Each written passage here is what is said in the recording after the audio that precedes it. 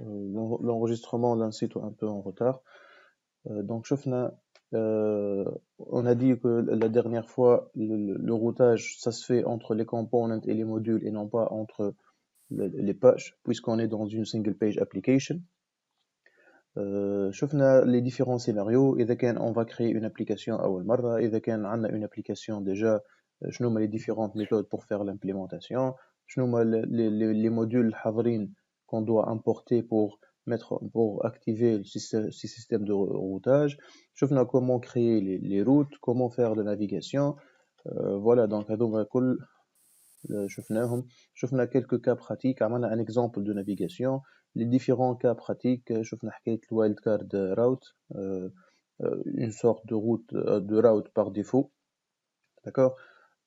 شفنا comment faire une redirection, وشفنا théoriquement حكاية البارامتر نتاع les routes. Donc on va revenir على الحكاية هذه إن شاء الله اليوم, comment récupérer un paramètre من route pour l'utiliser في الcode.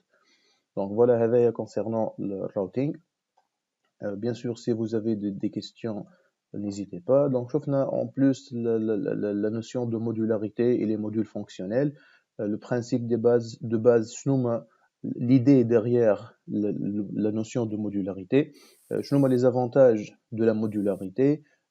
Comment implémenter un système, comment implémenter la modularité, comment générer un module, comment faire la liaison entre les feature modules et le module principal, le principe de lazy loading, comment retarder le chargement d'un module ou bien décaler le chargement d'un module pour essayer de jouer sur la rapidité de chargement de l'application. Donc les modules dont on n'a pas besoin au début, on décale leur chargement pour améliorer la performance de l'application lors du démarrage. Donc voilà, donc c'est ce qu'on a fait la dernière fois. Aujourd'hui, donc je ne sais pas si vous avez des questions ou bien des remarques sur ce qu'on a fait la dernière fois. Ceux qui n'ont... Oui. مسيو عندي بروبليم بين الموديول والكومبوننت. ما فهمتش شنو الفرق بيناتهم بالضبط معناتها. شنو هي الديفيرونس كان نستعمل ان موديول ولا انجينير؟ Justement, تحكي على الفيتشر موديول, c'est ça? Ah, feature module. Le principe chez Angular, c'est que tout est un module, tout est un component. Donc, le component, c'est l'élément qu'on utilise pour construire une application. Donc, l'application, elle est basée sur les components.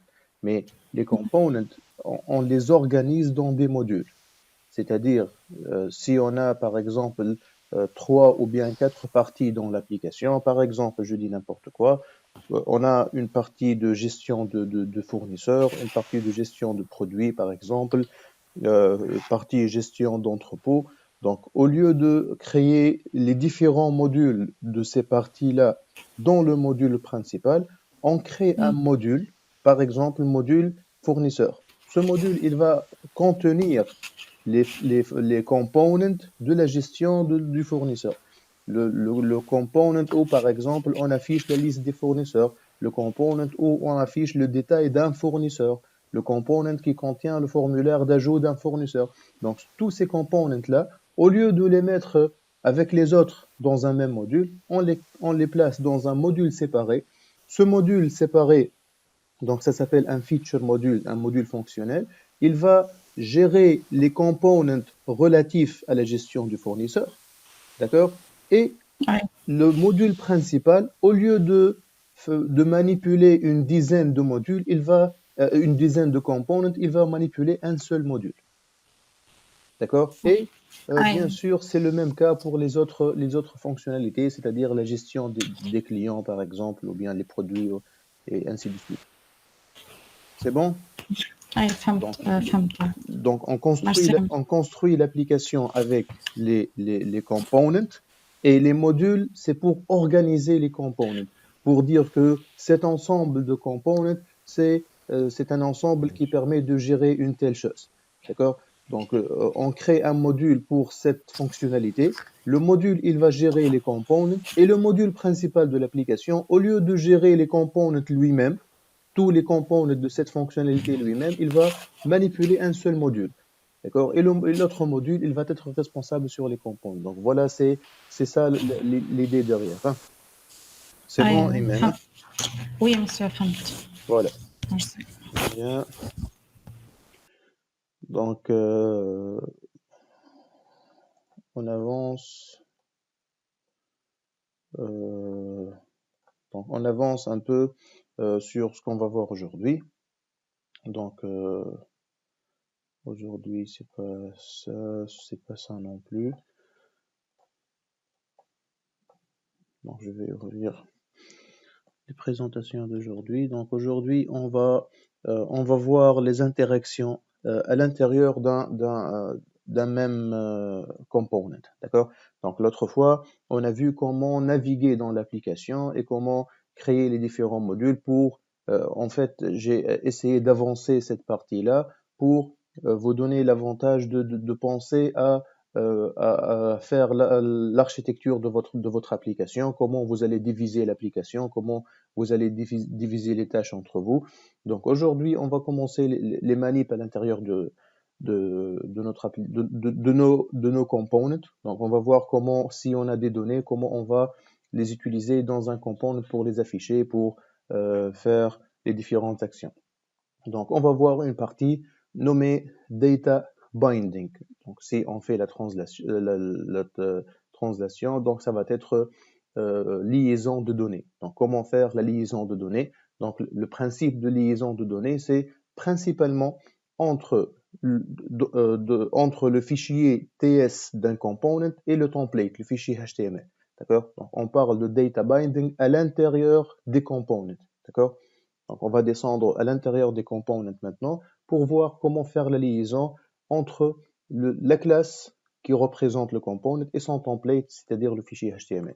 Donc, le plan pour aujourd'hui, ça va être le principe de base, comme d'habitude. Donc, on va voir le principe de base de data binding, de la liaison de données. Ensuite, on va voir les différentes techniques de liaison de données. Donc, on va commencer par string interpolation, puis le property binding, donc la liaison de propriété, l'event binding et two-ways binding. Donc, c'est les 4 principes de data binding qui existent dans Angular. D'accord? On va voir bien sûr l'utilité de chacun et comment l'utiliser. Et finalement, on va voir les pipes. D'accord? Donc, c'est un autre moyen pour afficher les données dans le template. Donc, on va voir les pipes et en quoi ça peut nous être utile. On attaque tout de suite la première partie, c'est-à-dire le principe de base. C'est quoi le data binding? D'accord? Donc, qu'est-ce qu'on entend par data binding? Donc, data binding, c'est la liaison de données. Donc, je répète que c'est la liaison de données entre, d'un côté, la classe TypeScript, donc le code TypeScript qui contient le business logic d'un component, donc c'est-à-dire le nom du component, .component.ts. D'accord? Donc, c'est toujours la convention pour nommer les fichiers classes de component, d'accord? Donc, le nom du component.component.ts pour dire que c'est un component et que c'est un fichier TypeScript, d'accord? Et de l'autre côté, le template HTML qui est hébergé dans le fichier .component.html. Donc, on sait tous que ces deux fichiers sont les deux principaux fichiers d'un component, d'accord? Et ces deux fichiers sont toujours ensemble à l'intérieur du dossier d'un component. Donc, c'est ça la convention un peu dans le framework Angular. Donc, c'est comme ça que Angular il organise les components. D'accord? Donc, on a deux possibilités ici. D'accord? Donc, la première possibilité, c'est on envoie des données depuis la classe vers le template HTML. C'est-à-dire si on a des variables qu'on est en train de manipuler dans le code, d'accord? Des variables bien sûr qui contiennent de données, et on souhaite afficher ces données-là, ces variables-là dans le template. D'accord? Donc ça, c'est une première façon de faire la liaison de données. Donc, la première façon, c'est envoyer les données depuis le code TypeScript vers le template. D'accord? Donc, ça, pour faire cette extraction-là de données vers le template, on utilise tout d'abord string interpolation. D'accord? Donc, string interpolation, c'est une façon pour afficher les données de type texte, d'accord, à l'intérieur du template depuis la classe ou bien le code TypeScript de la classe. D'accord? Donc, ça, c'est une première technique. Donc, string interpolation, c'est une première technique qui va dans un seul sens, d'accord? Donc, du TypeScript vers le HTML. La deuxième technique, c'est la technique de property binding, d'accord? Donc, c'est une technique qui permet de faire la liaison, encore une fois, entre une propriété dans le template et une variable ou bien le contenu d'une variable dans le TypeScript, d'accord? Donc ici, ce que vous voyez, donc property entre crochets égale data. Donc data ici, c'est une variable qui est définie dans le TypeScript, d'accord? Et property, c'est une propriété des éléments, une propriété d'un élément HTML, d'accord? Donc on va revenir bien sûr en détail sur toutes ces techniques-là, d'accord? Et voir des exemples pratiques. Donc, avec ces deux techniques-là, donc string interpolation et property binding, donc c'est les deux moyens pour faire l'output des données depuis la classe TypeScript vers le template HTML. D'accord? Donc, ce sont les deux moyens pour faire voyager les données, si on veut, dans le sens code vers HTML. D'accord? Donc, maintenant, dans l'autre sens,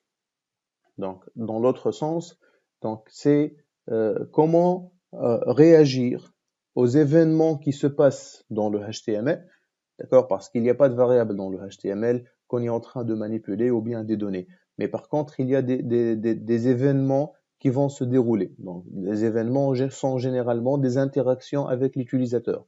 Des événements, ce sont généralement des trucs ou bien des manips que l'utilisateur il fait avec l'interface, d'accord, avec le template.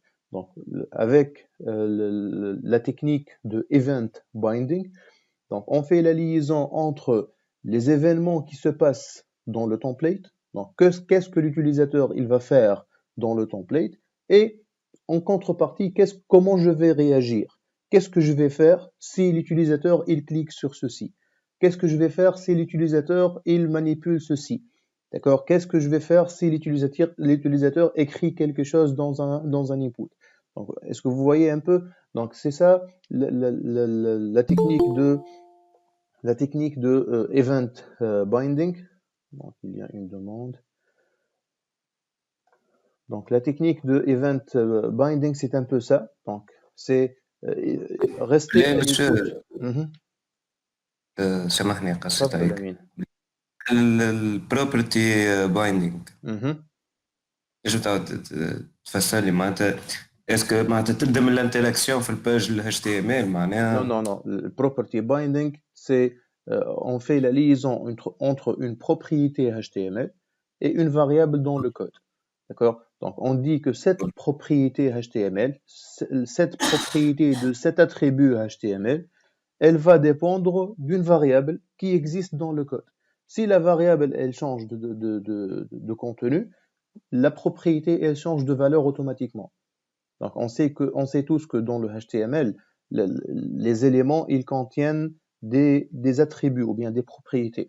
Donc, ces propriétés sont égaux à des valeurs. Donc, on écrit propriété égale valeur. Par exemple, on écrit dans l'élément img donc de HTML, on écrit src égale et on donne le chemin d'une image. C'est ça ou non? Oui. Absolument. Donc, si le contenu ou bien la valeur ou bien le chemin de l'image, il va dépendre d'une variable. Ce n'est pas un chemin statique, d'accord? Ça va dépendre d'une variable, d'accord? Donc, c'est quelque chose qui va varier selon le code, d'accord? Donc, le src, on le met entre crochets et on met la valeur de la variable qui va contenir le chemin dans dans la valeur de la propriété. Est-ce que c'est un peu clair ou bien? Oui, monsieur. Oui, D'accord. merci.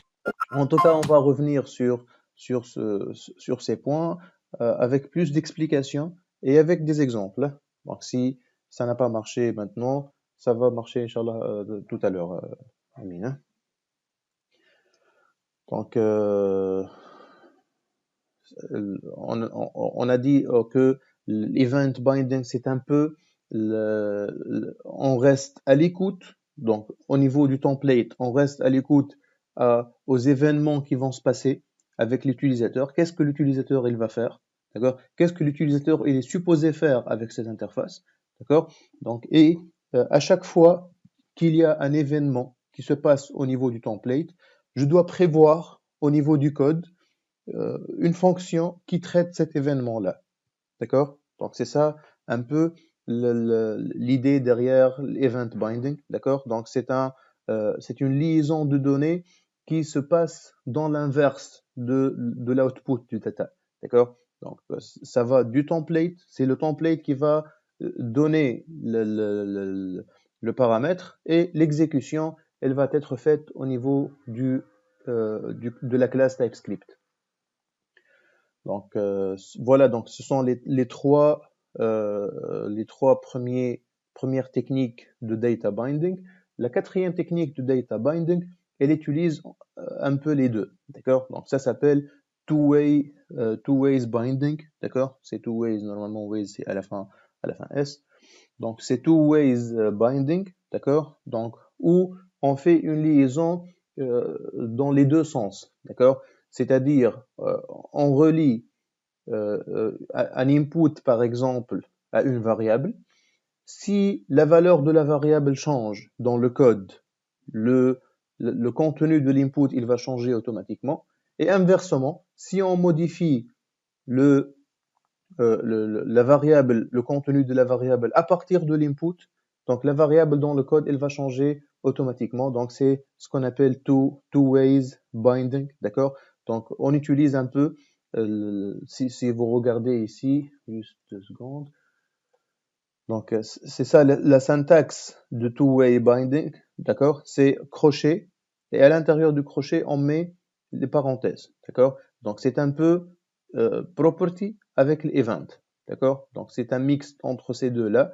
Donc on prend le property binding dans le sens code vers template et on prend l'event binding dans le sens template vers code, d'accord? Pour utiliser le two ways binding, c'est-à-dire au lieu de faire property plus event, d'accord, deux actions, deux techniques en même temps, on utilise une seule technique qui est two ways binding qui est prédéfinie. D'accord?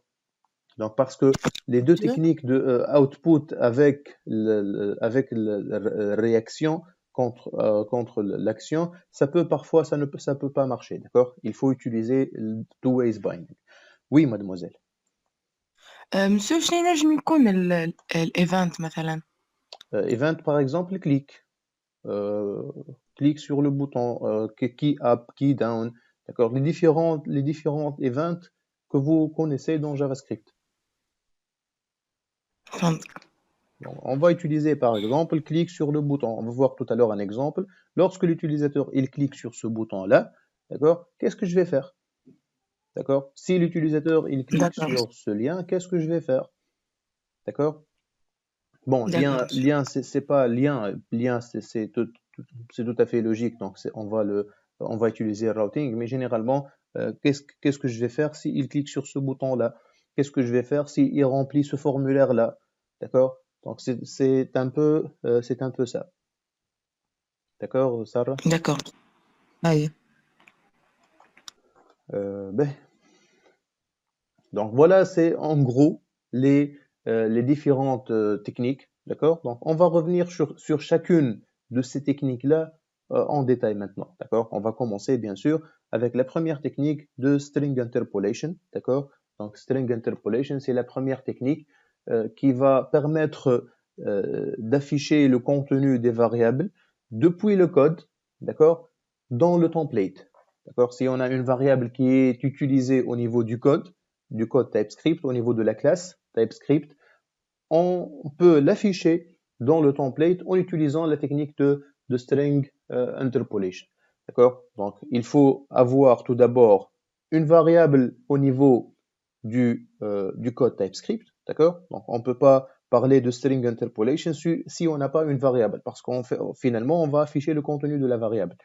D'accord? Donc, on commence par exemple par écrire ici, on a au niveau du fichier TS, du fichier de la classe, donc c'est un exemple, on a deux variables. Donc, une première variable qui s'appelle server ID, donc qui contient la valeur 10, et une deuxième variable qui s'appelle server status, d'accord, est égale à une chaîne de caractères offline, d'accord.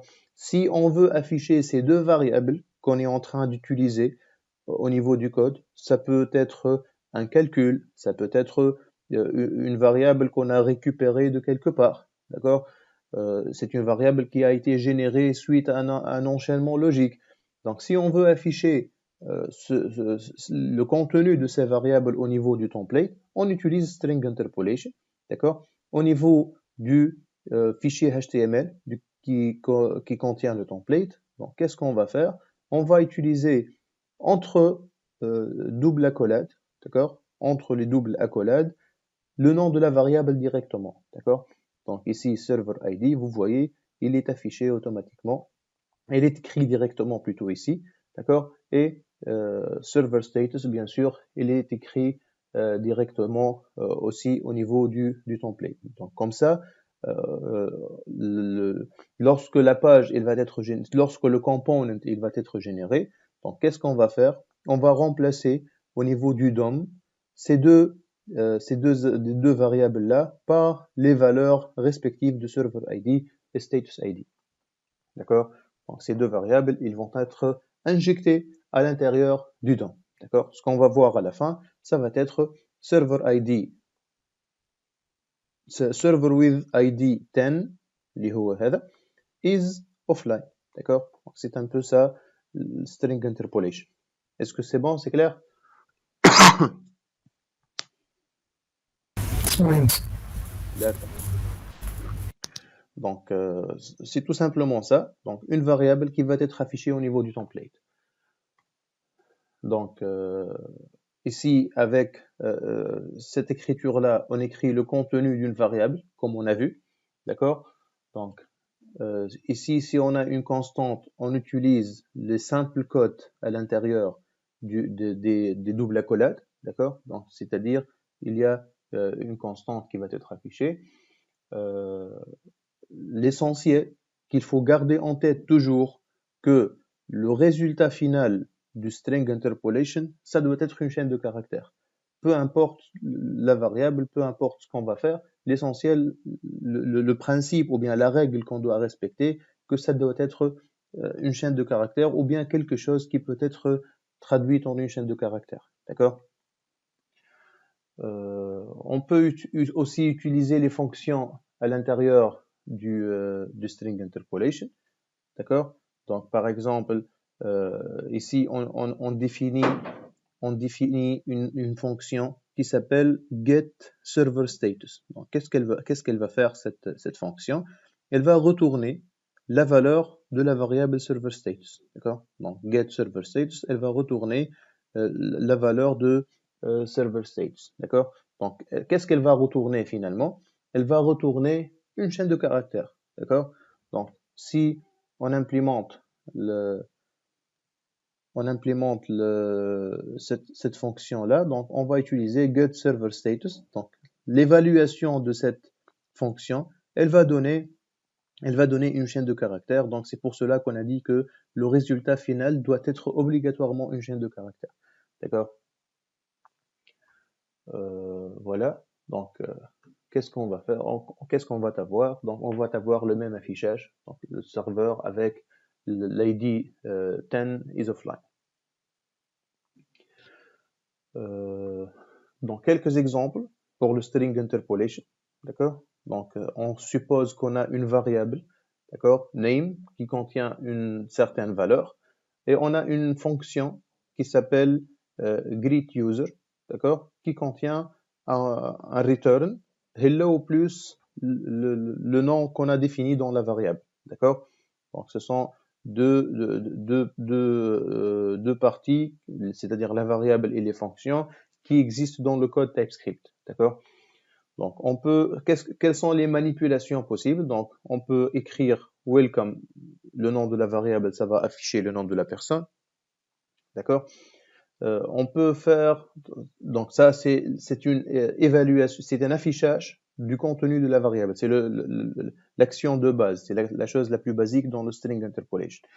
On peut faire l'évaluation d'une expression. D'accord? Donc ici, par exemple, 2 plus 2, il va nous afficher 4. D'accord? Donc 4, c'est un entier qui est convertible en une chaîne de caractères, donc on peut l'afficher. D'accord? On peut faire une concaténation directement au niveau de string interpolation. Donc on peut faire la concaténation directement là-bas. D'accord? On peut aussi utiliser les fonctions ou bien les propriétés prédéfinies JavaScript. D'accord? Donc si on écrit name.length, donc name.length c'est une propriété qui va retourner la longueur de la chaîne. Donc la longueur de la chaîne c'est un entier qui peut être converti en une chaîne de caractères et on peut l'afficher.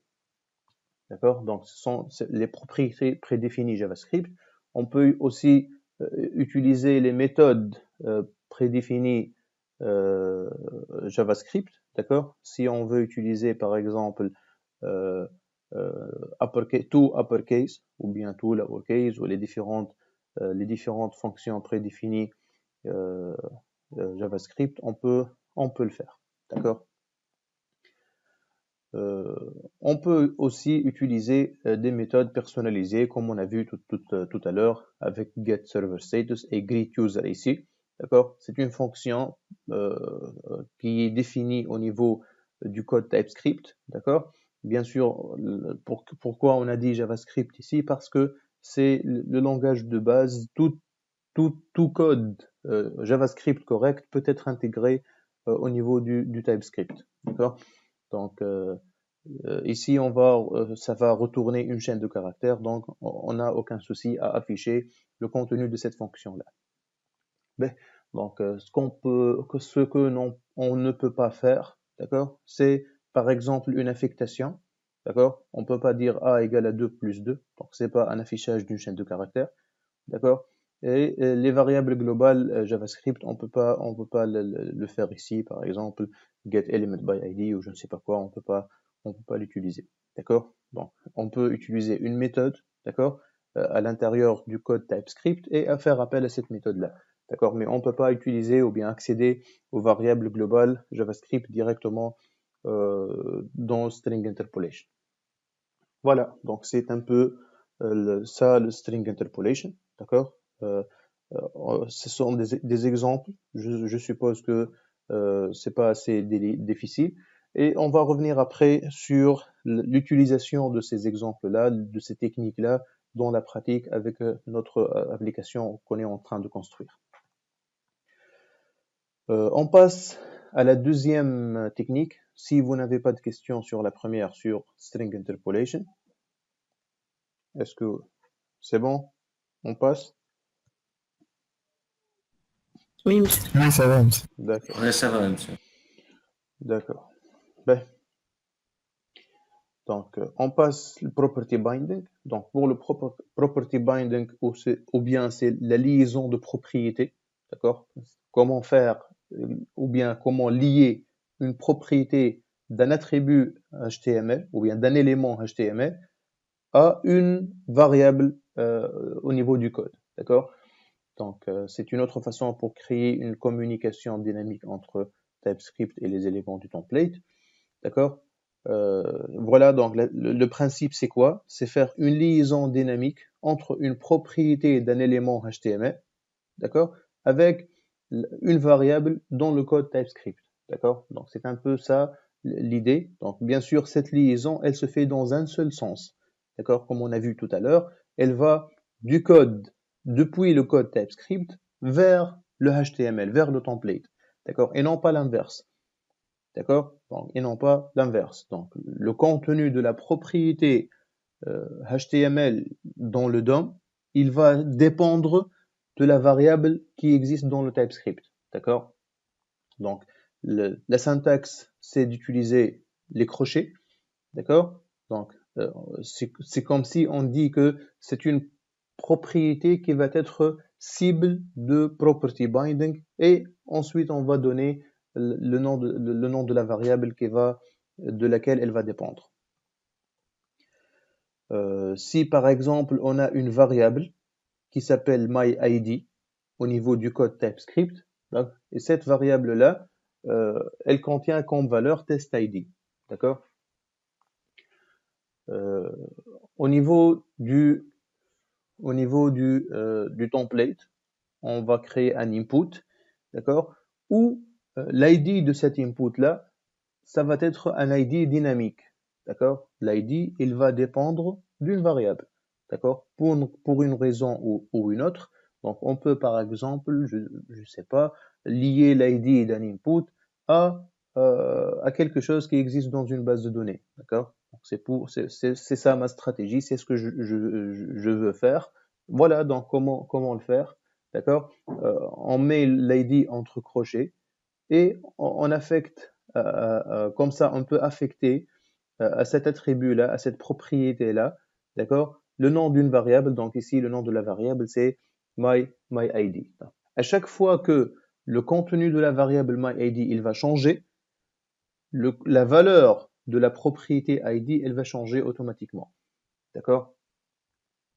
Donc ici, si on fait une inspection dans le navigateur après l'affichage de la page, d'accord, ça va être input avec l'ID testID, donc qui est le contenu de la variable, d'accord. Et bien sûr, c'est valable pour toutes les propriétés HTML, d'accord, toutes les propriétés HTML, d'accord. C'est bon? Oui, monsieur, c'est clair. Ben. Donc, c'est ça, tout simplement, c'est ça le property binding. On met le nom d'une propriété entre crochets, d'accord? Et on lui affecte le nom d'une variable. Donc, et à chaque fois, la variable, elle va changer, la valeur de la propriété, elle va changer avec elle automatiquement. Voilà, donc on passe à la troisième technique, donc event binding. Donc, pour le event binding, c'est en fait avec les deux premières techniques, le string interpolation et le property binding, on a vu une communication depuis la classe TypeScript vers le template HTML.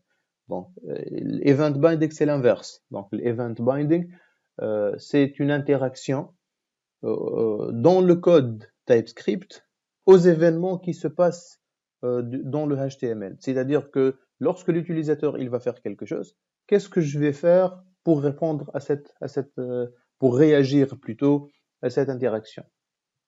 D'accord? Donc c'est en fait, on va rester à l'écoute, comme on a dit, aux actions que l'utilisateur il va faire. Par exemple, un clic, ou bien un appui sur une touche du clavier, un mouvement de la souris, etc. Donc tous les événements que vous connaissez, d'accord, on peut les implémenter au niveau de l'event binding, d'accord. Donc, et en contrepartie, donc pourquoi je vais rester à l'écoute de ces actions-là? Donc c'est pour pouvoir prévoir un comportement, d'accord. Donc on doit pouvoir prévoir un comportement. Donc, juste data binding. Où est-ce que ça manque un S ici? Ben. Donc, et de prévoir les comportements nécessaires pour répondre à ces actions-là. Donc, c'est-à-dire, lorsque l'utilisateur il va cliquer, qu'est-ce que je vais faire? Lorsqu'il va appuyer sur la touche, une telle touche du clavier, qu'est-ce que je vais faire? Et ainsi de suite. D'accord? Donc, pour le event binding, qu'est-ce qu'on va avoir? Donc, au niveau de notre code TypeScript, d'accord, on va on va définir une variable, d'accord, qui s'appelle server creation status, d'accord. Donc on va lui, bien sûr c'est un exemple, hein, donc on va voir, c'est un exemple comment utiliser comment utiliser l'event binding. Donc on a une variable au niveau de notre code TypeScript qui s'appelle server creation status, d'accord, qui est égale à no server was created. C'est la valeur initiale donc, de la propriété ou bien de la variable server creation status. Et aussi on a en bas une fonction, d'accord, qui s'appelle onCreateServer, d'accord, onCreateServer. Donc qu'est-ce qu'elle va faire? Elle va changer le contenu de la variable serverCreationStatus, d'accord. Le contenu de la variable, il va changer, il va devenir serverWasCreated, d'accord. C'est tout simplement ça, d'accord. Donc ici le on qu'on ajoute au début, c'est juste conventionnel, hein. Donc c'est juste conventionnel et ce n'est pas obligatoire. Donc, on peut ne pas écrire on create, mais juste pour dire que c'est une méthode ou bien c'est une fonction qui va être déclenchée depuis l'interface. D'accord? C'est un peu une convention pour distinguer entre les fonctions qu'on écrit au niveau de notre classe TypeScript. D'accord? Donc c'est juste conventionnel et ce n'est pas obligatoire. D'accord? Donc juste pour dire que cette fonction-là, c'est une fonction qui est déclenchée depuis le template et pas plus que ça. D'accord? C'est-à-dire si on élimine le on et on écrit directement create server, ça va marcher bien évidemment, mais en écrivant on create server, c'est plus indicatif pour dire que c'est un événement, c'est une fonction qui est utilisée avec un événement. On passe de l'autre côté maintenant. Ça, c'est ce qu'on a écrit au niveau de notre classe TypeScript, d'accord? Une variable et une fonction qui va modifier le contenu de la variable. D'accord? Donc, qu'est-ce qu'on va faire? On va faire la liaison entre la méthode onCreateServer qu'on a définie au niveau de notre classe avec un bouton de l'interface. D'accord? Donc, on va aller au niveau du fichier HTML, d'accord?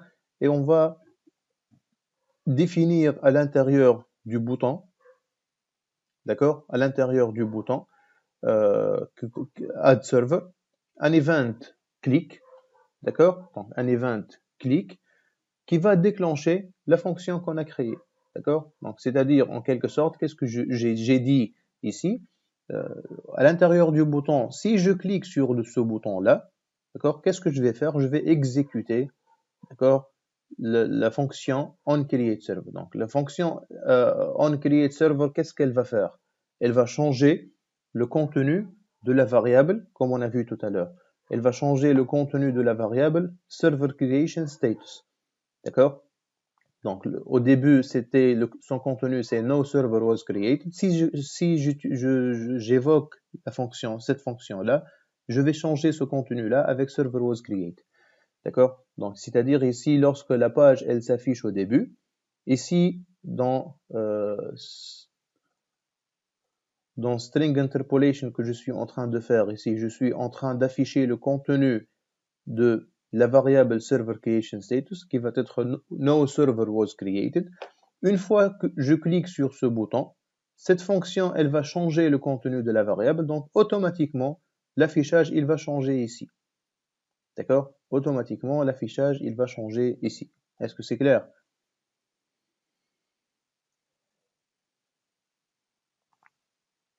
Oui, monsieur, c'est clair, c'est clair.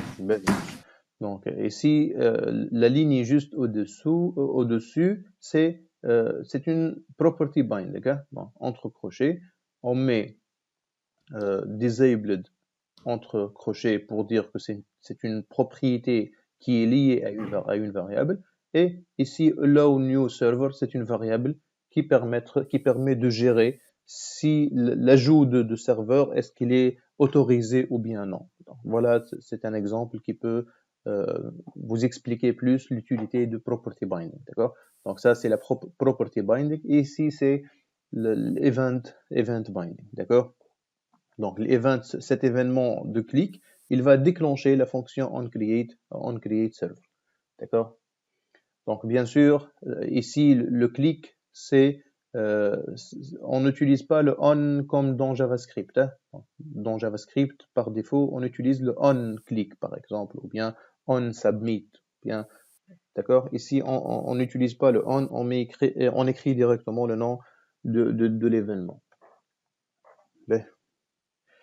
Et bien sûr, comme valeur, on donne le nom de la fonction qui va être déclenchée. D'accord. On passe au two-ways binding. C'est bon? Pas de questions sur l'event binding? C'est bon. Ça va, monsieur. Non, ça va, monsieur. Donc, pour le two-ways binding, c'est une liaison dans les deux sens. D'accord? Donc ici, permettez-moi de corriger, je crois que c'est two-ways à la fin S. Donc c'est par logique, c'est puisque two-ways, c'est à la fin S.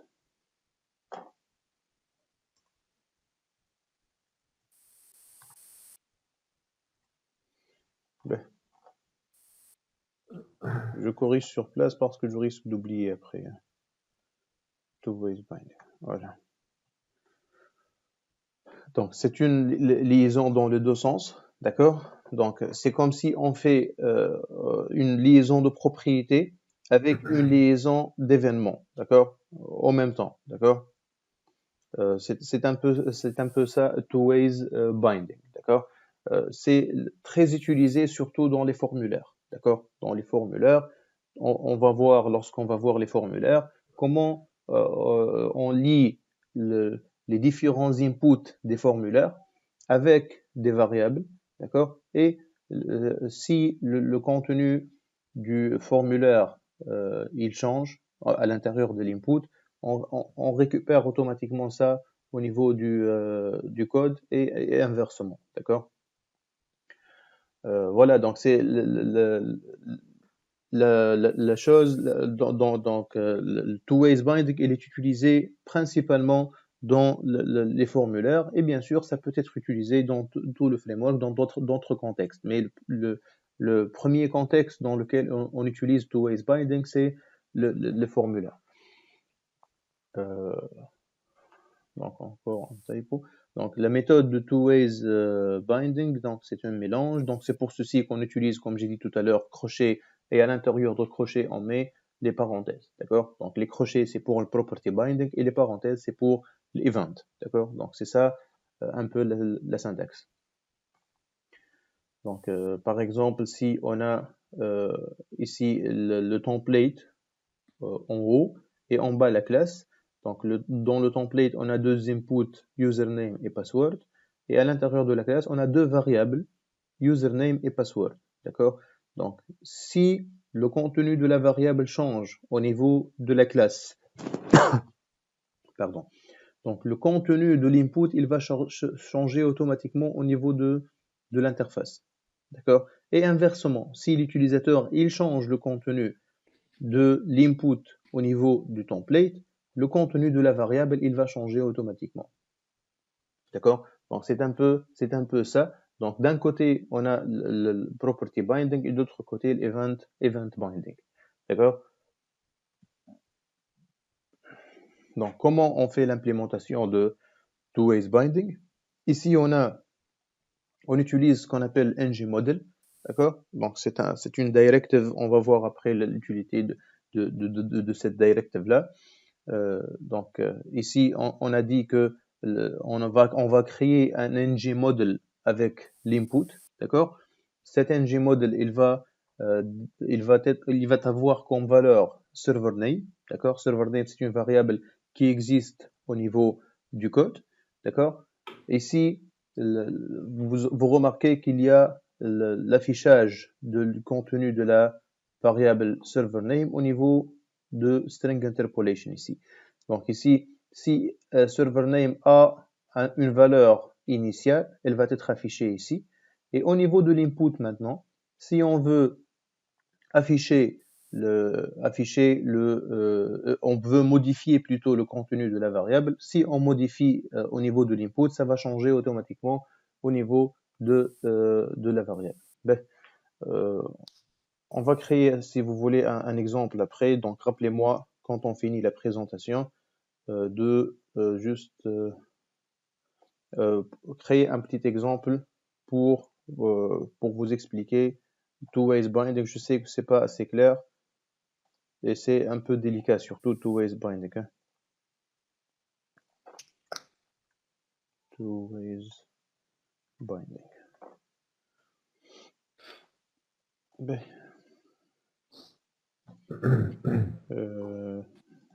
ما فهمتش بالبال يعني تو بايدني. mais c'est pas évident, hein, je sais. Rappelez-moi après, je vais vous donner un petit exemple. D'accord. Ben. Donc juste une petite remarque pour pouvoir utiliser two-ways binding, on doit activer la directive ngModel. Donc qui fait bon, pour pouvoir l'utiliser dans un formulaire, d'accord? Les formulaires dans Angular, c'est un module à part. Donc, il faut l'importer au niveau de notre app module, d'accord? On importe forms module depuis l'Angular Forms, d'accord? Et on l'ajoute dans le dossier des imports. Donc, on va faire tout ça après pour vous montrer comment on utilise le two-ways binding. Ben, on va le faire tout de suite, c'est mieux. On va faire un petit exemple.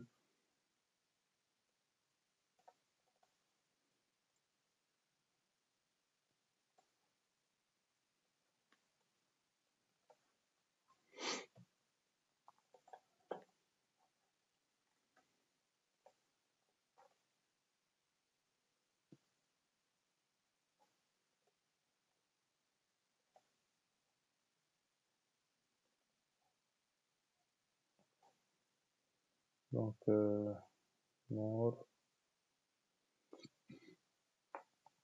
c'est le groupe B.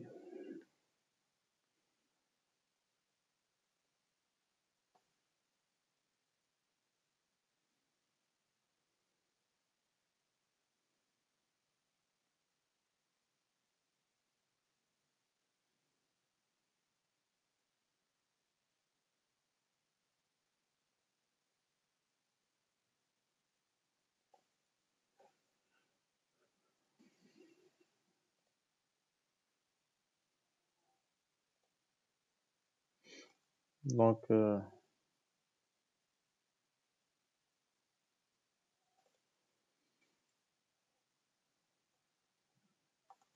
y a beaucoup d'absents aujourd'hui. Hein.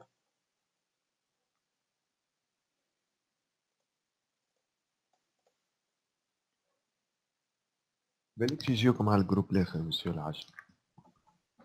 ممكن.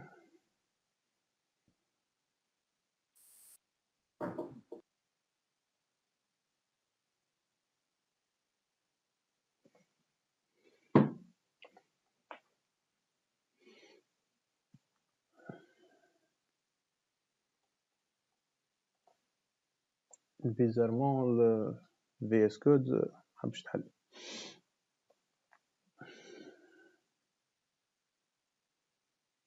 Ben, on va prendre un des components qu'on a utilisé ou qu'on a créé précédemment, d'accord? Donc,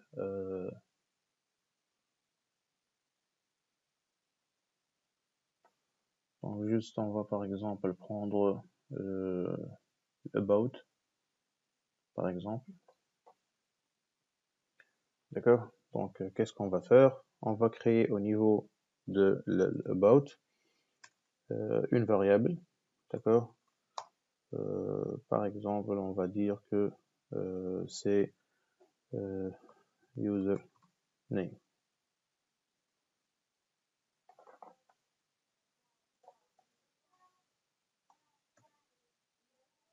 Username.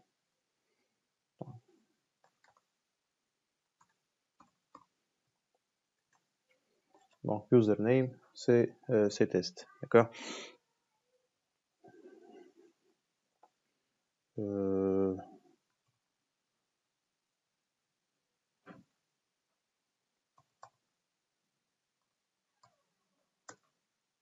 On va lancer le serveur.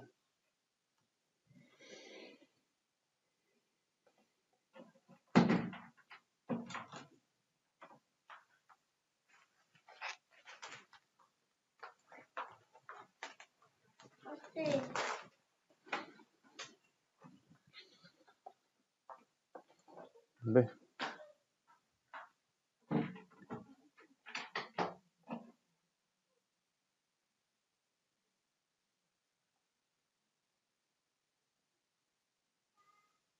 Donc, juste au niveau du template, on va ajouter un paragraphe où on fait string interpolation, d'accord, pour afficher le nom de la variable. Donc, ça va être username.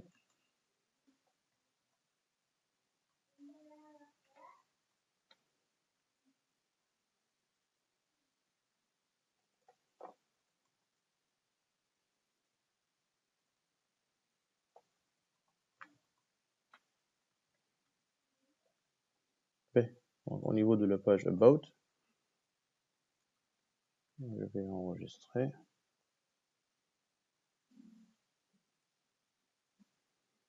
Voilà, donc ici, on va rajouter quelque chose.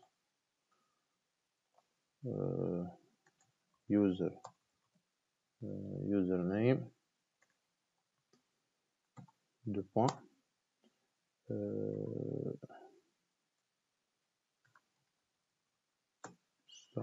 Voilà.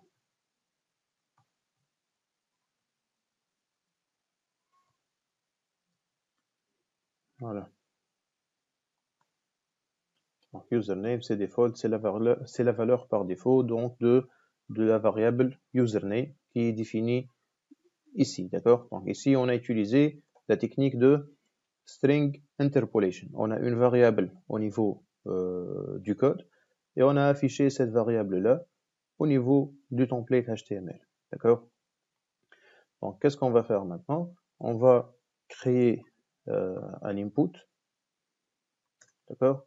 Donc, cet input de type texte, d'accord?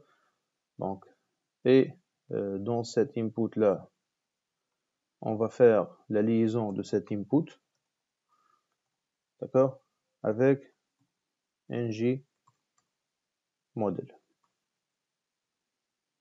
d'accord? Donc, ça va être égal à username, le nom de la variable. Bien, ici, normalement, on peut pas trouver cette, on peut pas le faire pour la raison qu'on a citée tout à l'heure, c'est qu'on doit importer ngModel depuis le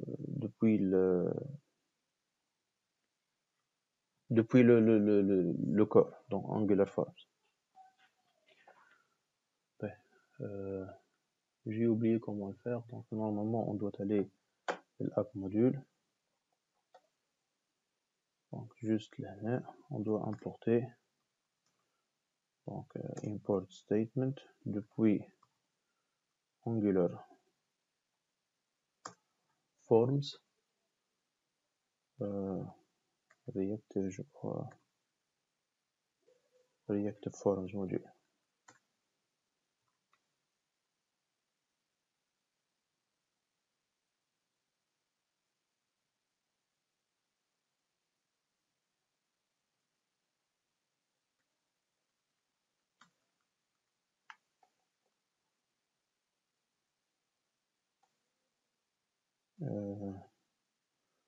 Je crois que ça a changé un peu, juste angular.io. On va aller à la documentation, main concept, component.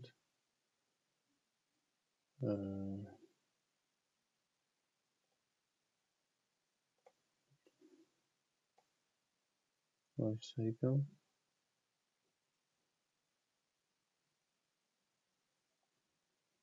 Voilà, donc template, two-way binding.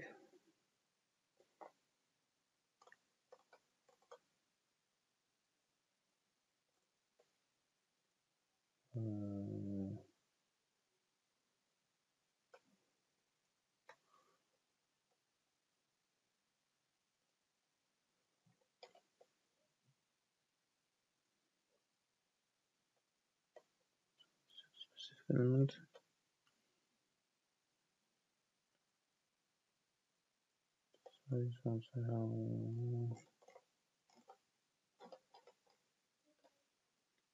Il faut l'activer juste, c'est ça.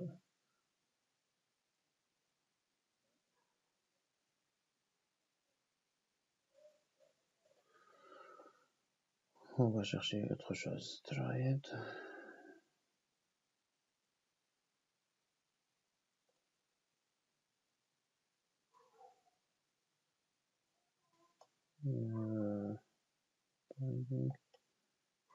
Directives. Attribute directives, je crois.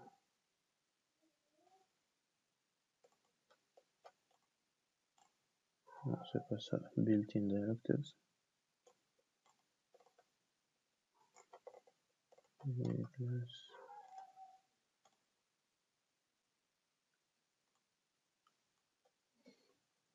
Forms module.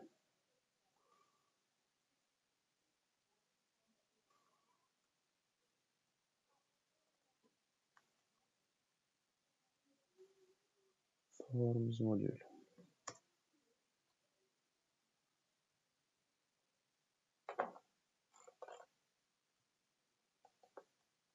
Ah, j'ai totalement oublié de les jeter dans les déclarations, dans les imports plutôt.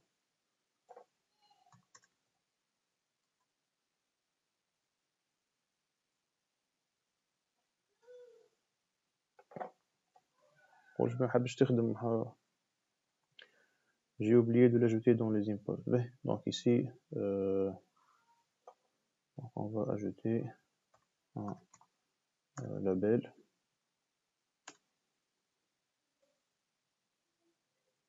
User name.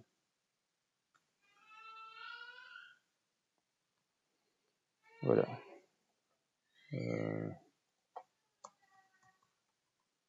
Display.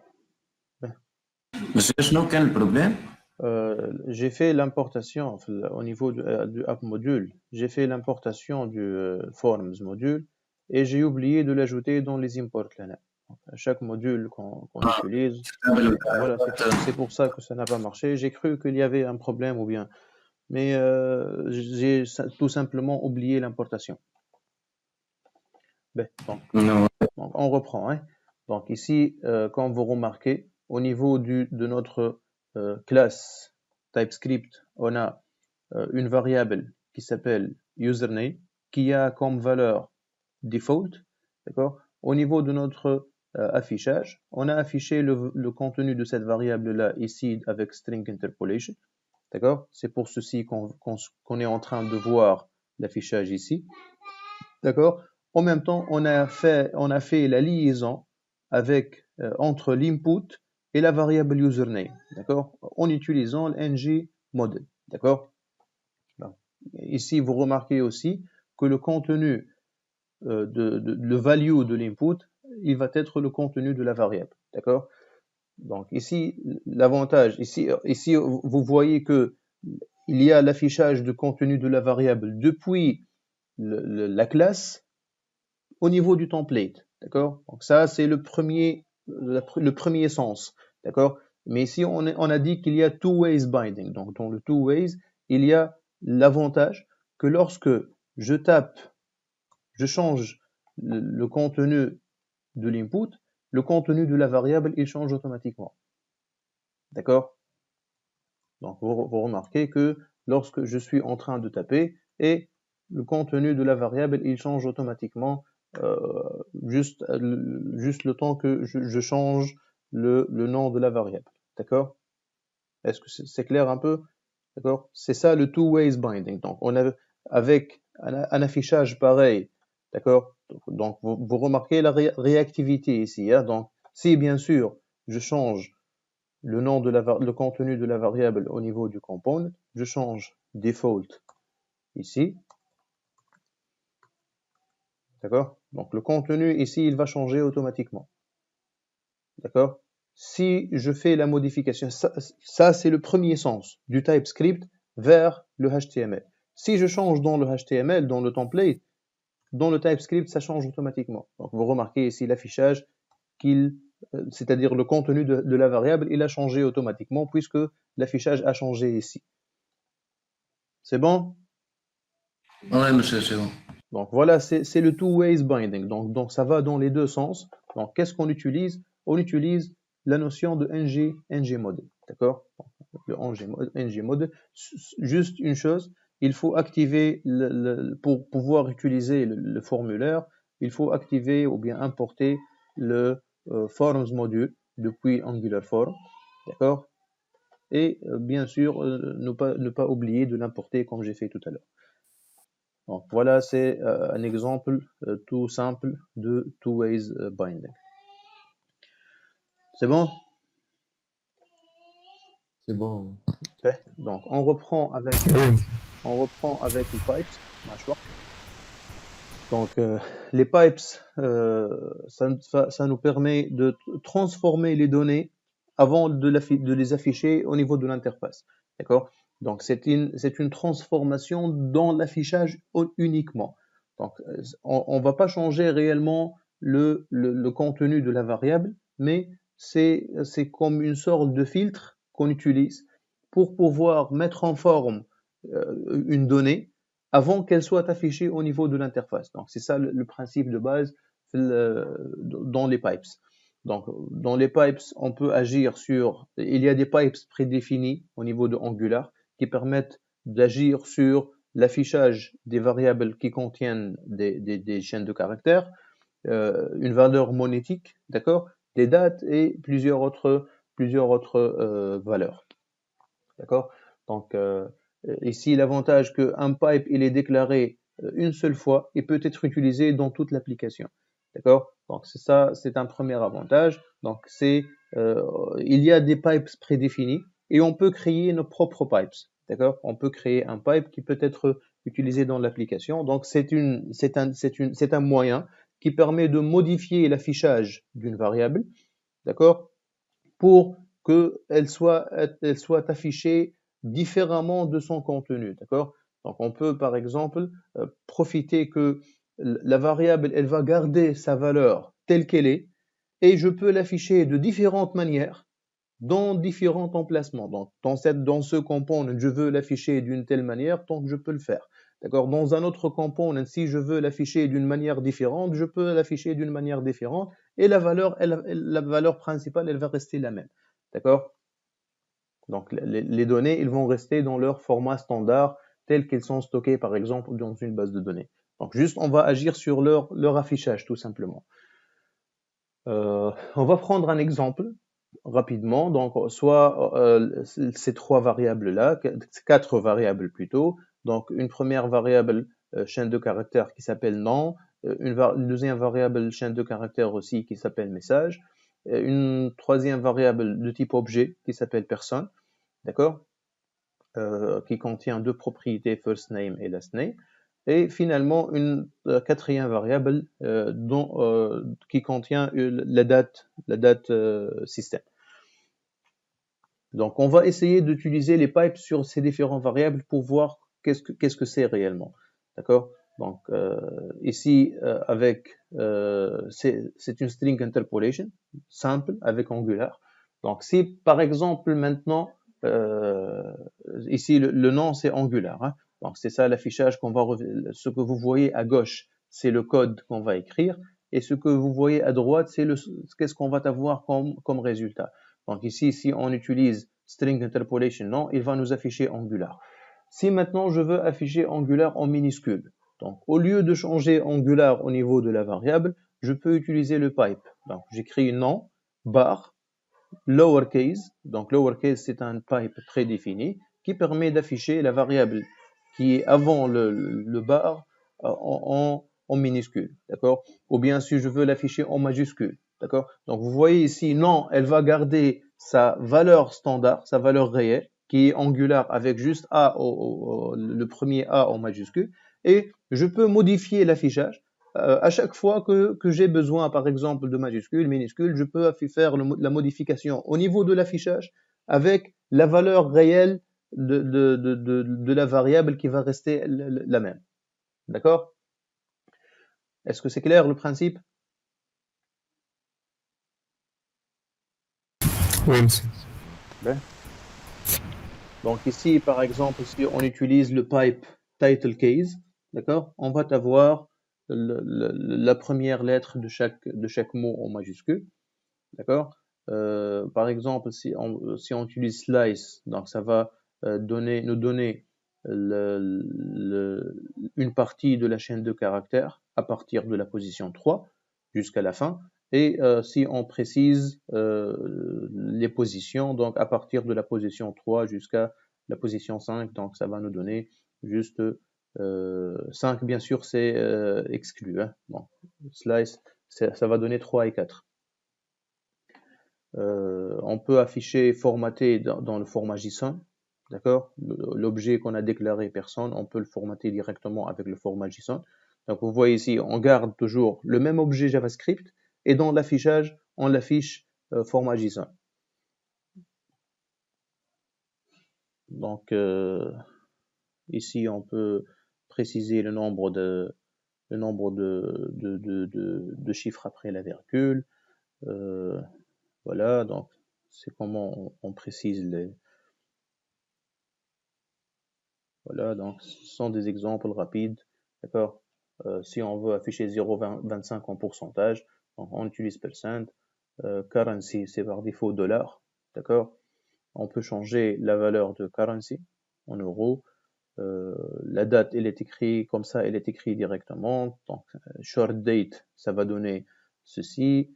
Donc, short plutôt, ça va donner la date et l'heure. Short date, ça va donner juste la date, c'est tout. Short time, ça va donner l'heure uniquement.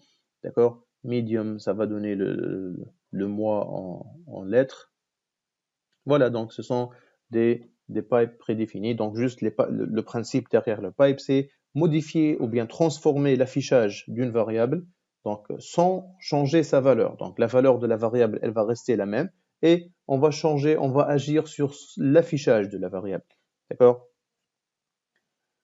Voilà. Donc est-ce que vous avez des questions sur les pipes? Donc juste on doit faire vite parce qu'on a perdu beaucoup de temps. Donc on a perdu une demi-heure, donc essayez de venir à l'heure dorénavant pour ne pas perdre assez de temps. Mais concernant les pipes, est-ce que c'est clair?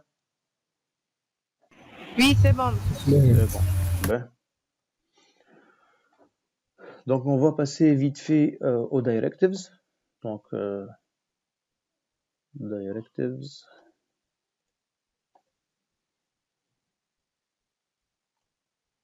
Donc juste on va finir la partie théorique. J'espère qu'on trouve le temps. Donc on va je vais essayer de faire vite. Et au cas où on n'a pas arrivé à finir les différentes manips, essayez de voir le vidéo de l'autre groupe. Peut-être qu'on a avancé un peu hein, dans les manips. Donc les directives, donc on va voir c'est quoi principalement le principe de directives. Donc une petite introduction, les différentes directives, l'utilité, ngIf, d'accord, ngSwitch et ngFor. Donc c'est ça les trois principales directives qu'on va voir, qu'on va utiliser. Bon, le ngSwitch, je suppose qu'on va pas l'utiliser, mais vous devez le connaître tout simplement. Juste le ngIf et le ngFor. Donc, qu'est-ce qu'on va faire avec les directives? Donc, c'est une sorte d'instruction qu'on va appliquer au niveau du DOM pour changer le contenu du DOM. D'accord? Donc, ce sont des instructions qui vont changer le contenu du DOM. Donc, c'est-à-dire, on va manipuler le DOM pour changer son contenu. D'accord? Donc, pourquoi on utilise les directives? Donc, on les utilise pour modifier l'apparence, ou bien le comportement, ou bien même la présentation du DOM, d'accord? On a deux catégories de directives. Donc, il y a le structural directive et attribute directive, d'accord? Donc, il y a deux grandes familles. Donc, il y avait 3 dans des précédentes versions, d'accord? Donc, je crois jusqu'à la version 8, il y avait 3. Il y a une autre catégorie, component directive, je crois, mais dans la version 10 actuellement, il y a uniquement 2, structural et attribute directives. Des directives de structure, c'est-à-dire, c'est ça, structural directive, donc, ou bien des directives structurelles, d'accord? Donc, comment on détecte les structural directives? Avec le signe étoile, l'astérisque, d'accord? Donc, si on trouve dans le code un attribut qui contient une étoile, c'est une directive structurelle, d'accord? D'accord? Donc, en fait, c'est le même principe. On va changer la structure des éléments du DOM, d'accord? On va utiliser principalement dans nos exemples 2. Donc, le premier, c'est le ngIf, d'accord? Donc, le ngIf, il permet d'ajouter ou bien de supprimer quelque chose dans le DOM, d'accord? Selon l'évaluation d'une condition. Donc, c'est-à-dire, on va lui donner une condition. Si cette condition est vraie, on va afficher, ou bien on va ajouter l'élément plutôt, c'est pas afficher, c'est ajouter, c'est le mot précis. Hein. Donc, si l'évaluation de la condition, ça donne vrai, donc on va ajouter cet élément-là au DOM de notre page. Si l'évaluation donne faux, cet élément-là, il sera supprimé. D'accord? On va pas jouer sur l'affichage, mais c'est plutôt, pour être précis, c'est ajouter ou supprimer. D'accord? C'est-à-dire, il y a une différence entre ajouter un élément au DOM et cacher un élément dans le DOM. Donc, si on l'ajoute, c'est qu'il n'existait pas et on va l'ajouter. Cacher et afficher, c'est qu'il existe dans tous les cas, mais est-ce qu'on va l'afficher ou non, ça c'est autre chose. D'accord? Donc ça peut être fait avec le property binding. On peut jouer sur l'afficher ou bien non. Donc le ngIf, ça joue sur l'ajouter ou non. Est-ce qu'on intègre cet élément-là dans le DOM ou bien non? Voilà. Donc le ngSwitch, c'est un peu pareil. Donc on va afficher, on a une liste d'éléments, on a une liste de possibilités, d'accord? Et une seule possibilité, un seul élément sera affiché, d'accord? Selon l'évaluation d'une condition. Donc c'est presque le switch qu'on connaît dans le JavaScript et dans les autres langages. Donc on a le switch case, d'accord? Et selon le cas, d'accord, on va afficher tel ou bien tel élément, donc ça va être une chose pareille. Et finalement, le ngFor, donc c'est pour répéter une partie du template. Donc si on a une partie qui va se répéter plusieurs fois, d'accord, au lieu de la réécrire manuellement plusieurs fois, on utilise la boucle pour répéter la partie autant de fois qu'on veut.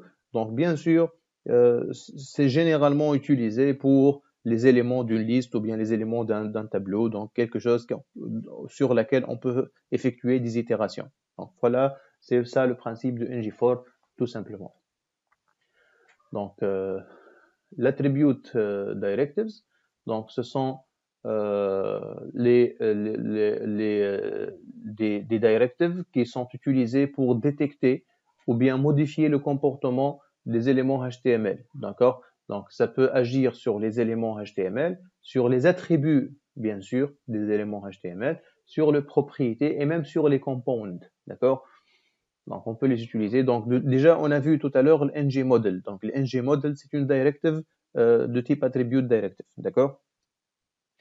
Donc, il y a trois attribute directives. Donc, la première, c'est ngClass, d'accord? Donc, le ngClass, elle est utilisée pour ajouter ou supprimer un ensemble de classes CSS, d'accord? Donc, si on utilise ngClass comme directive dans un élément, c'est qu'on va agir sur un ensemble de classes. Est-ce qu'on va l'affecter ou bien on va le supprimer, d'accord? ngStyle, c'est pour définir un style, d'accord, pour un attribut. Le ngStyle, elle va nous permettre de choisir si on veut affecter ce style-là ou bien on va le supprimer. D'accord? Donc, classe, c'est une classe, voilà, un ensemble de classes qui va être affecté. Derrière, il y a bien sûr un code CSS qui est présent. Et ici, on écrit le code de style directement dans le ngStyle. D'accord?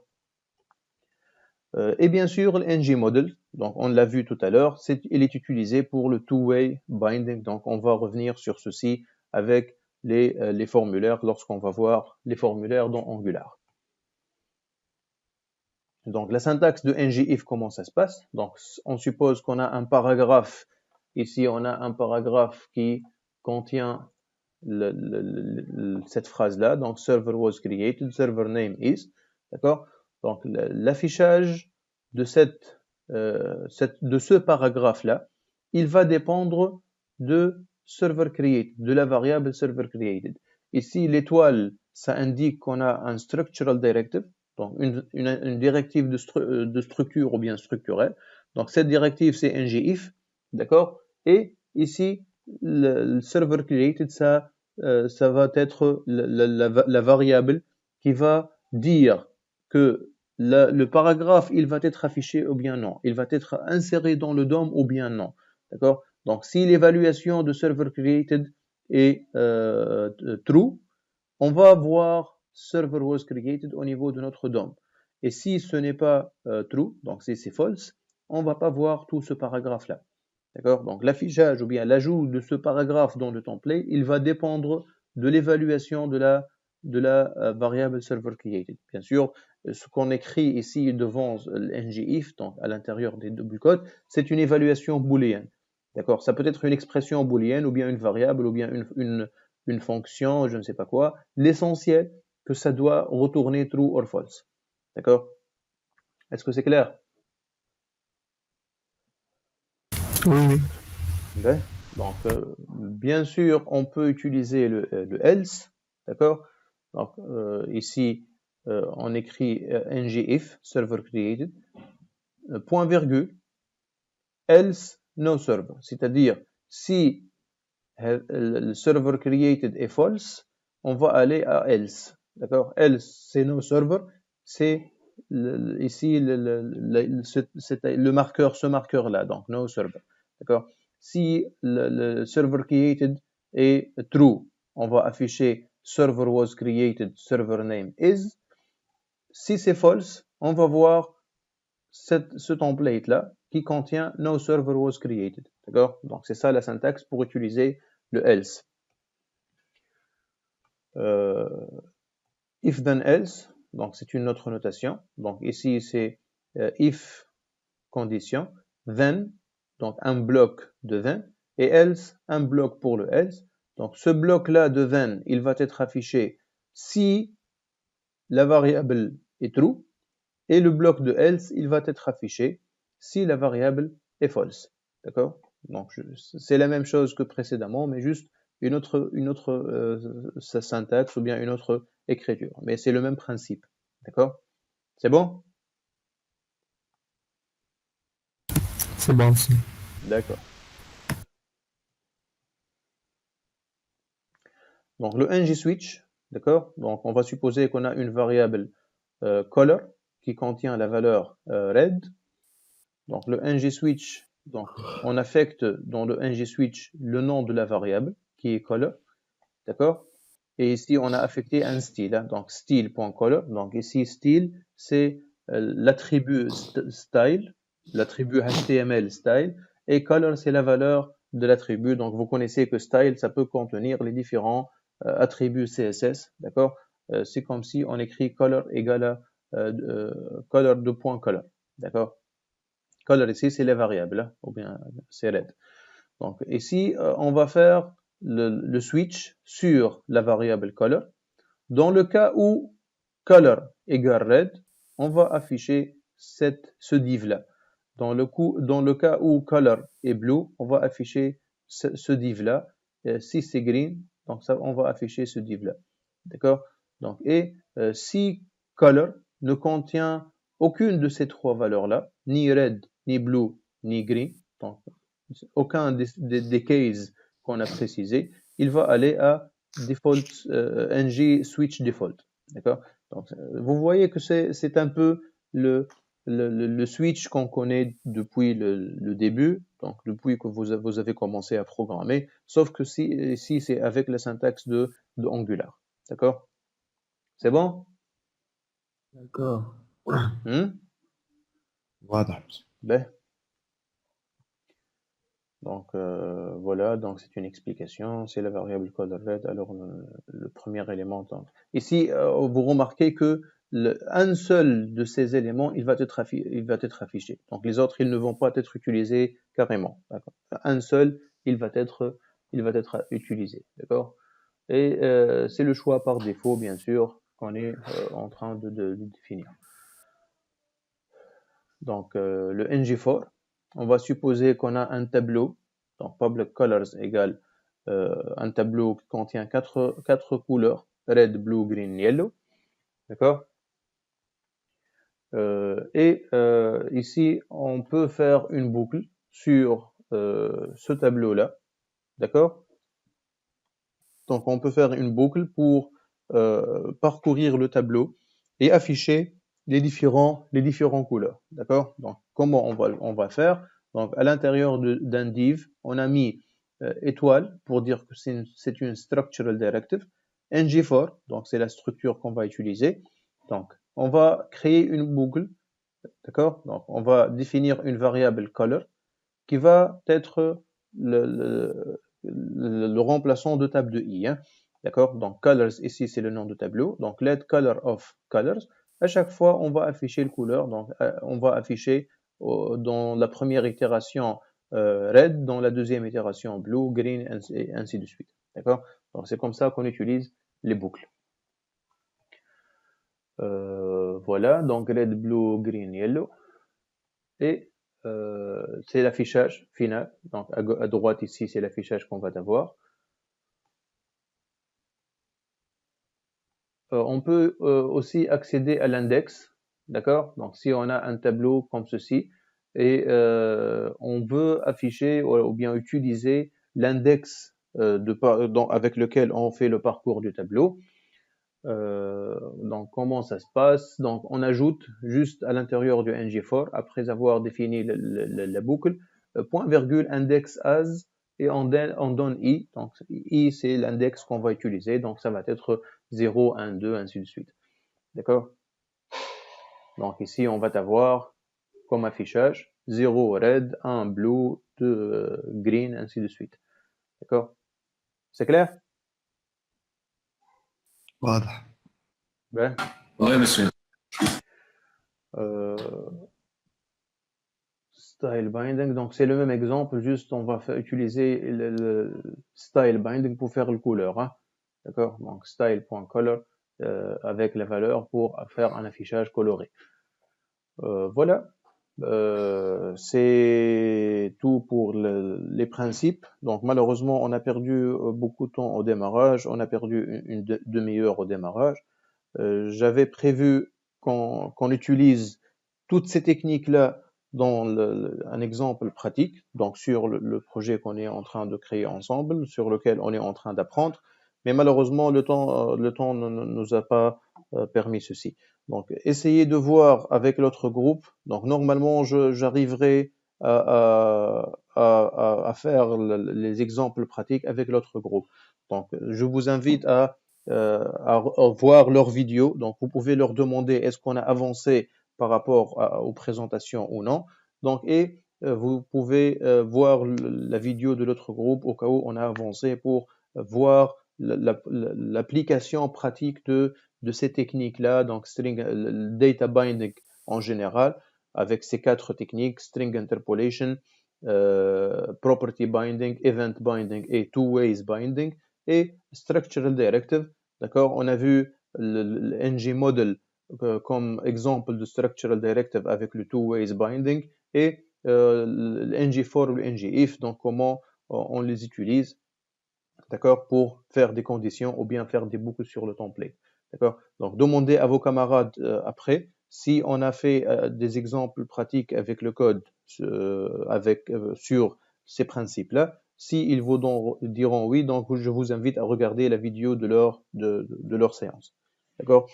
Donc, sinon, آه، est-ce que vous avez des questions sur le projet ou bien quelque chose avant de se quitter? pour le moment monsieur انا هكا بعت لك ميل فيه لي نوم تاع الجروب. Ben, ok, ça marche. Ok, je viens de recevoir un email, donc je vais le voir. Sinon, donc juste un petit éclaircissement pour qu'on soit clair. Donc, le choix que vous avez fait de choisir Angular et MinStack, d'accord? Donc, le problème ici, c'est que Angular, c'est pas aussi facile. Il est connu par sa difficulté, surtout au début, d'accord? Donc, ce que je suis en train de faire, c'est vous faire apprendre les techniques d'Angular. Donc, je ne suis pas en train de créer un projet avec Angular, mais c'est plutôt, je suis en train de faire apprendre les techniques de Angular, les différentes techniques de base dans Angular. D'accord? Ce que je vous demande, c'est que vous essayez d'aller plus loin dans vos projets. Donc, n'attendez pas à ce que je vous montre tout. Essayez d'aller plus loin, essayez d'exploiter d'autres choses tout seul. Donc, je compte sur votre autonomie, d'accord, pour essayer d'aller un peu plus loin avec ce qu'on est en train de faire. D'accord? بس سامحني نجي ندخل في الباك اند توا. On va le faire ensemble, en tout cas. On va le faire ensemble, Inch'Allah, j'espère. Mais si vous avez un background, bien sûr, si vous voulez le faire, vous pouvez le faire. D'accord? Mais que ça ne soit pas sur à la حساب ce qu'on est en train de faire maintenant. D'accord? Donc, je préfère faire des manips simples au niveau pour maîtriser Angular maintenant.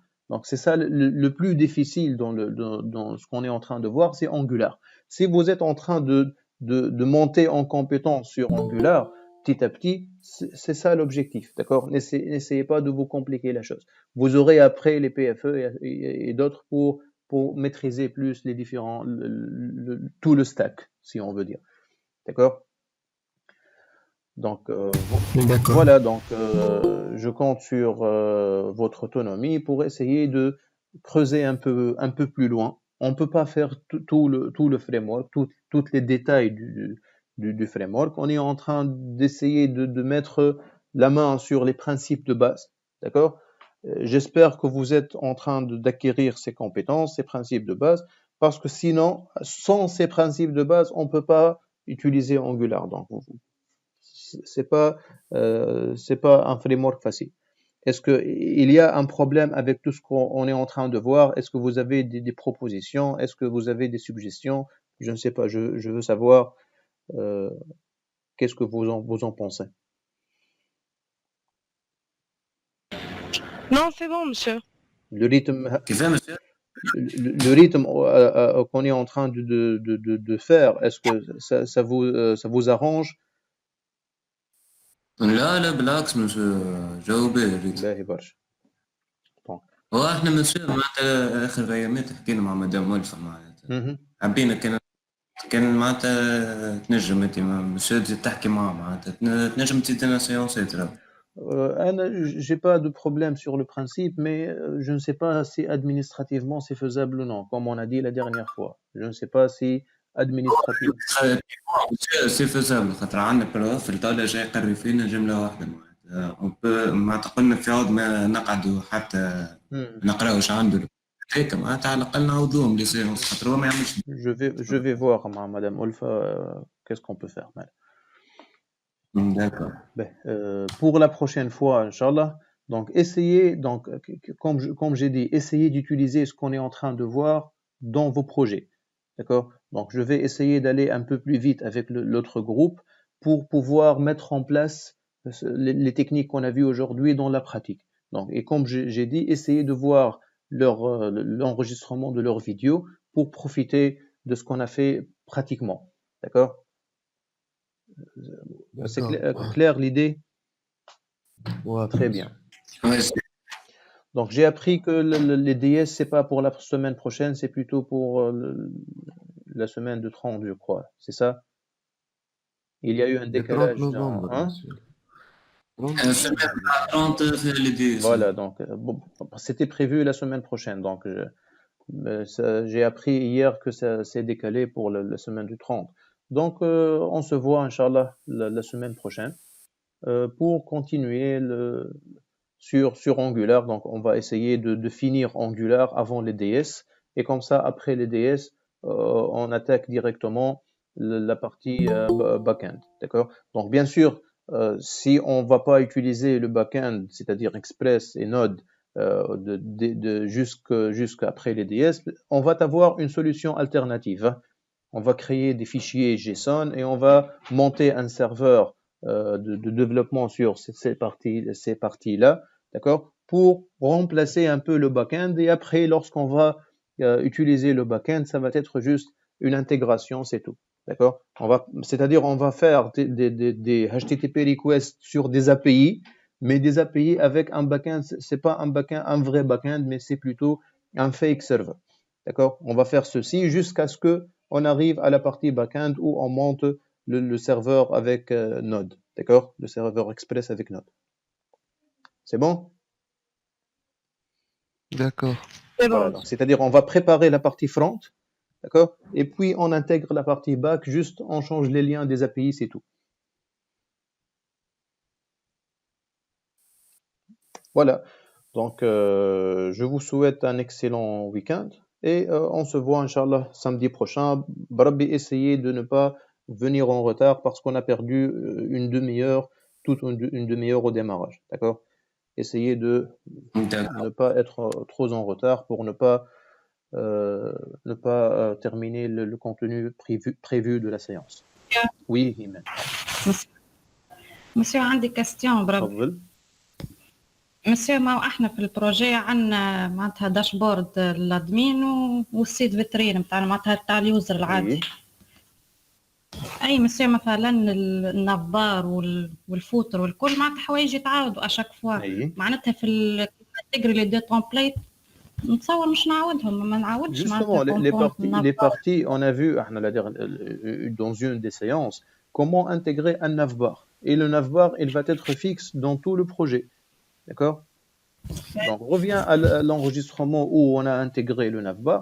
Je crois à l'enregistrement de l'intégration de Bootstrap. D'accord? Donc, le navbar est là. Il est présent dans toute l'application. Donc, comme vous voyez ici, donc, on a un seul navbar. Donc, si je navigue dans tout le projet, le même navbar qui existe, donc les components changent, les modules changent, mais le navbar, il est resté le même. D'accord? Donc, c'est un peu ça. Donc, tout le reste, on joue sur les routes. D'accord? Donc, on joue sur les routes et comment on change le contenu du component avec les routes. C'est tout simplement ça. D'accord. Donc, tu reviens, Iman, sur l'enregistrement et tu essayes de voir comment on a fait. S'il y a encore un problème, tu peux me contacter, il n'y a pas de souci. يعني فاهمة معناتها نعمل نافبار وكل أما معناتها حسيت معناتها النافبار مثلا عديله دي فاريابل معناتها les deux templates مش نعمل deux navbar. Si tu as deux templates, il faut penser, si tu as deux templates différents, ça va être différent. Si c'est le même navbar, il n'y a pas de souci. Donc, mais ça peut être un navbar dynamique, entre parenthèses. Hein. C'est-à-dire le contenu de navbar, je peux le créer dynamiquement. Voilà, donc on va pouvoir le faire. Par exemple, tu peux utiliser, si tu veux creuser toute seule, tu peux chercher ce qu'on appelle les services. Donc, les services, c'est un outil qui permet de modifier le contenu du component, d'accord, indépendamment du component, d'accord. Donc, tu peux essayer de chercher dans ce sens-là et jusqu'on arrive à utiliser les services comme ça, tu peux profiter de l'outil, d'accord. D'accord. Merci. Voilà, donc je ne sais pas si le groupe A est là ou non.